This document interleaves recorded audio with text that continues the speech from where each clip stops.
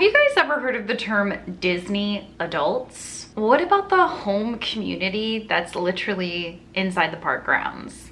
Keep watching to find out. Hello Horror Nights and family, and welcome back to another YouTube video. Thank you so much for being here. So we got a lot to cover, so let's get right into the video.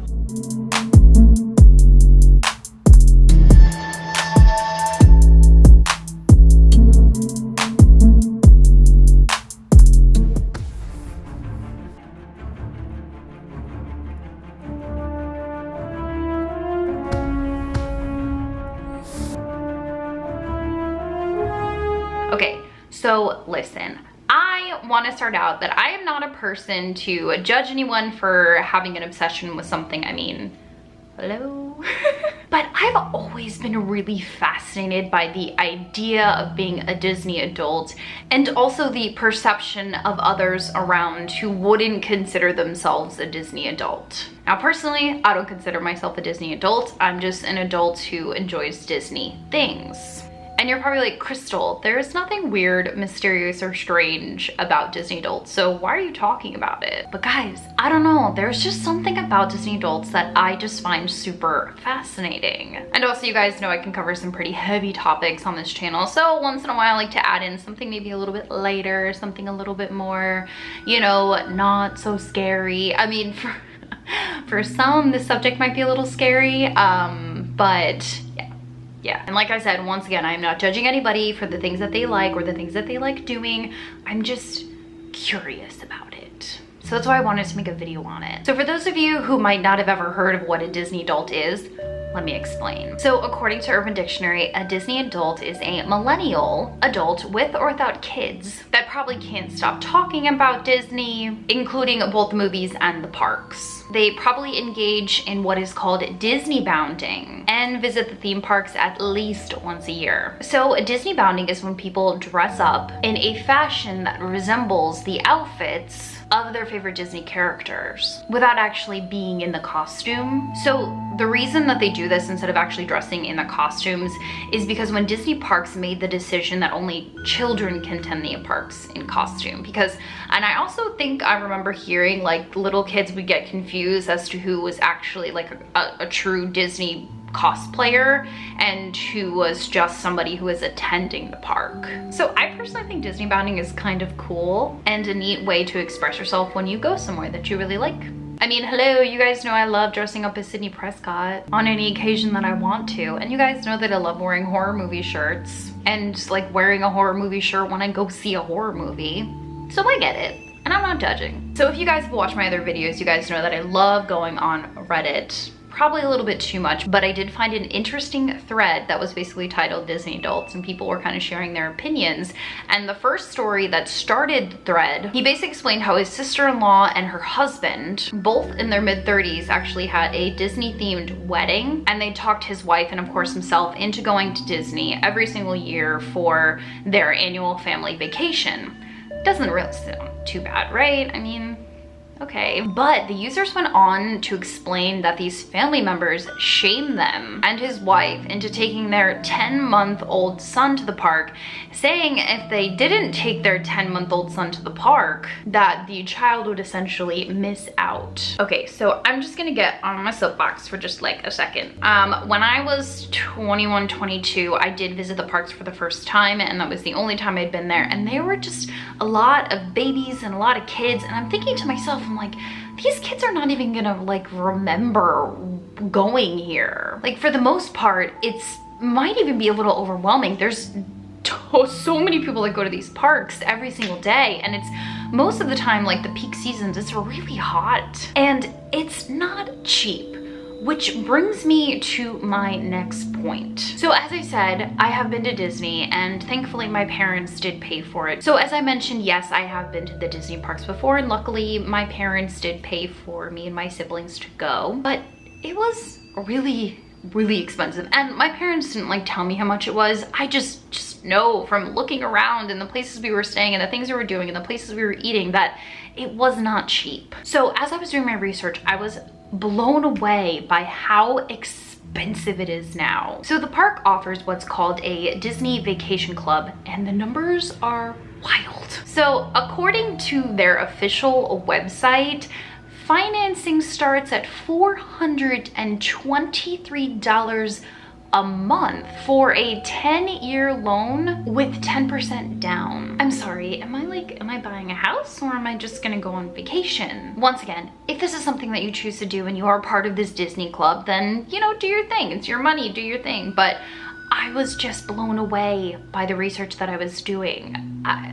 That's so crazy. So now I wanna move on to the marketing behind the magic. So according to Forbes.com, Disney tells the story first and then it sells its product. Disney's content marketing strategy goes in reverse to what most brands do. Most brands will say, this is my product, can you buy it? Please buy it. So as I said, most brands start with the physical product and then they build their story. They build the story around it in the form of a content marketing. But companies like Disney do the complete opposite. They create a brand, a story, like a movie, and then they build products around that story. And Disney also caters to the idea of a Disney adult because they actually offer a line of Disney-themed adult jewelry and accessories.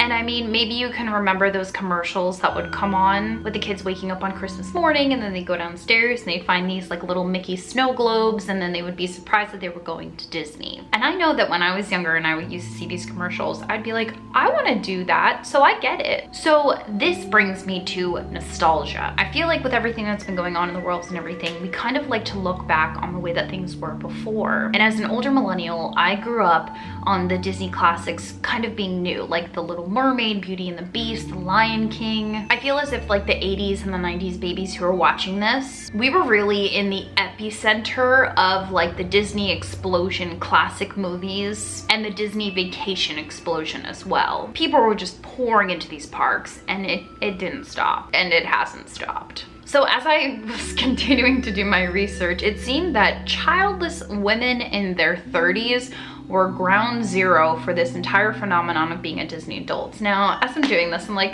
oh, I am a childless woman in her 30s, but then again, of course, you guys know that I'm horror obsessed, not Disney obsessed. So I found an article on Pop Sugar, which I put in the comments below. It's actually a really good article if you guys want to check it out. So these women are essentially in love with the magical feeling they get when they travel to these parks. And they seek comfort in the movies. They watch them over and over again, just like they did when they were little. And some also stated that when they're feeling low, they would put on a Disney song or a Disney movie and it would make them feel better. And honestly, as I said, as a horror fan, I can relate. We love watching horror. It makes us feel safe. We visit horror conventions to be around like wise people. And of course, we buy horror merch to remind us and kind of put us back into the safe place. Another thing I want to point out is a lot of these Disney adults will spend the majority of their money and their vacation on going to these Disney parks for their annual family vacations. So this is where I do find it maybe a little bit strange, because I just feel like there's a lot of world out there, and you know, maybe some people just aren't comfortable going to different places around the world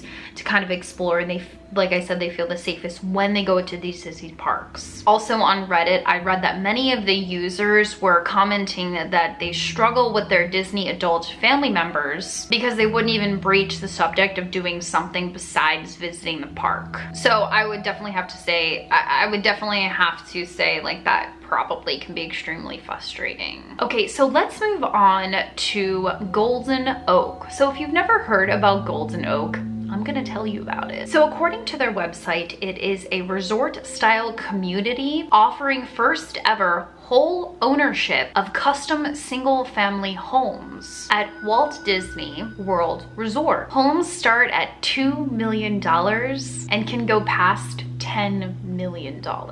And that's not including the extra Disney embellishments that people add to their homes. So according to TampaBay.com, the community is full of Mickey approved flourishes, like bronze statues of the characters, including Snow White and the Seven Dwarfs. And many of these custom mansions bring the Disney decor inside as well. Like the home built to resemble the Haunted Mansion ride, which honestly would be kind of cool. Or the one where guests can walk through a small door to enter a shrunken room like Alice Alice in Wonderland. Now listen, I am all about having things throughout your home to remind you of something that you like, but an entire house with Disney things for over millions of dollars? I don't know. The houses are beautiful. They're a little plain in my opinion, but this I feel is just like a whole other level. Now I don't want to throw any shade to anybody in my life, but I do know some Disney adults, and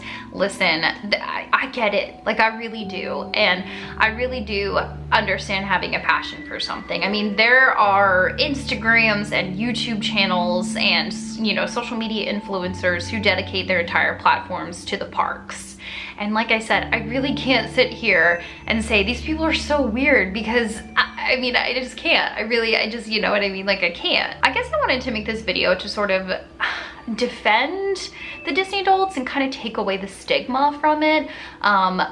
I mean, as long as they're having fun and they're not hurting anybody. Now, I do understand, like I said, that one Reddit user who shared his personal story about his, you know, sister-in-law and her husband kind of, you know, shaming them and things like that. I don't think that's really cool, but, and I think that's where it differs, because I am not somebody who's gonna shame somebody because they don't wanna watch a scary movie. And I'm not gonna look down on anybody who really likes going to the Disney parks. I would say that I think, you know, it might be beneficial to go somewhere besides Disney, but I mean, if that's their safe place, then who cares? If I had the chance to go to Disney all the time, I personally don't think that I would do it, because it's really expensive and it can get really hot in Florida. But I totally understand like the magic, because when I was there, it felt as if I was transported to like a whole nother world. Little Aladdin pun for you. So yeah, I guess I just wanted to make this video because I find this, I guess the interpretation, the perspective as Disney adults is kind of alarming, because there's just a lot of hate that they get. And